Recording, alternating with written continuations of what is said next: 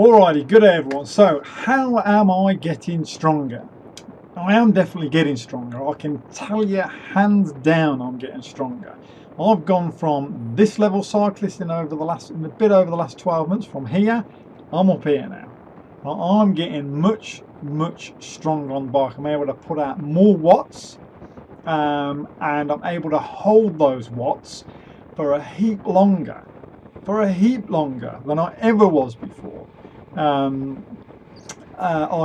have a look at my data on Strava and I can see the improvements there. I'm getting lots of PBs on areas where 12 months ago I thought I was going pretty hard, and now obviously going even harder, and getting those new PBs. How have I done it? Look, what I've done is to get to the point where you start seeing an improvement in your cycling.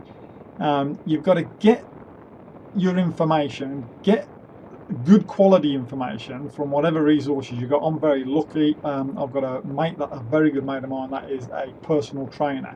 I grab a stack of info off him on how to get stronger, the right sorts of foods to eat, endurance, how to lift your endurance up, for weight training and that as well. I'll do a fair bit of reading as well. You need to get all that information, put it together and pick it apart and put it into your training. And then you've got to do the training. You have to keep that level of training going to keep the improvements working. So if you're here, say your baseline fitness is here now, if you keep riding the bike at this level here, so you keep doing the same thing, you're going out doing the same ride all the time and you're riding at this level, all right? If you keep doing that, you'll stay there. When you're doing your training, whether it's on the bike or on an indoor trainer, if you're just nudging that baseline at the moment, so there's your baseline, you're just nudging it with your training, so sometimes you're going a bit over it, a bit under it on the baseline, but you just keep nudging it. Eventually what will happen is your fitness level will get stronger and stronger and it will move up. Your body is very good at staying where it is. If you keep it there, it will go, this is comfortable and I'm going to stay here. But it will move up and get stronger and more efficient if you push your limits. And that is what your training should be about. It should be about pushing your limits.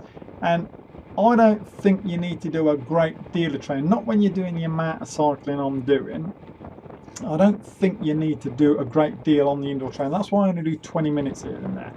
Yesterday I did a session, if you have a look on Strava, I did two 20-minute back-to-backs where I was pushing some watts. I'll do a video on that shortly with that training plan. That's a good one. It will show you some different ways that I was training on the bike.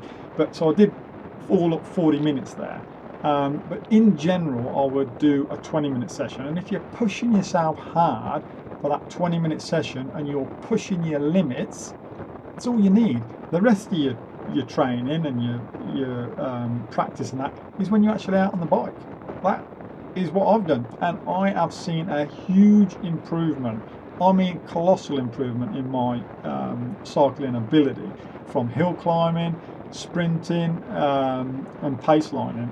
Massive improvement on all of them, and it's about being able to hold more watts, pushing the boundaries and maintaining the watts for a longer time.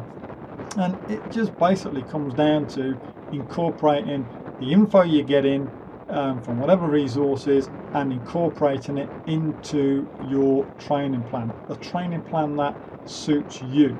We are all different, as I said before, you know, we're all different. You got to do something that works for you, and if something isn't quite working, well, don't do it and try something else. Mix your training up a little bit. Don't keep doing the same thing day in, day out. If you do, your system and your body and your fitness level gets to stay there all the time. You've got to be pushing your limits a bit. You've got to be changing your training around a little bit here and there. And that is how you will get stronger and you'll see an improvement. And your improvements won't happen on the bike in a week or 2 weeks. you know, you're talking 4, 5, 6 weeks to start to see big improvements if you keep your training up. Within that time frame, that's about what it is, 4 to 6 weeks, you should start seeing some improvements.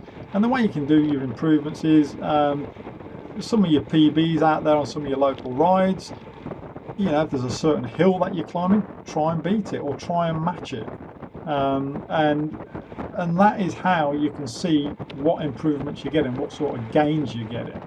But it's being consistent with it. I find a lot of people will lose interest in it because they're not seeing an improvement happening on the bike, you know, and then you lose interest a little bit, you know, you go off the boil a bit. And the reason that is because you're not pushing your limits. If you're not pushing your limits, you're not going to see an improvement, and then you start to think to yourself, well, bloody hell, I keep doing this ride, I'm not getting any better, I'm not getting any stronger, I can't get that bloody sprint any faster. What is going on? The reason being is, in your training side of things, you're not nudging your limits. Your limits have to be pushed all the time, and that way you will get stronger and faster, and you will become a much more efficient cyclist, I can assure you. It worked for me, definitely it can work for you. Anyway, that is it from me. I hope that's been of some help to you, and I shall see you on the next one.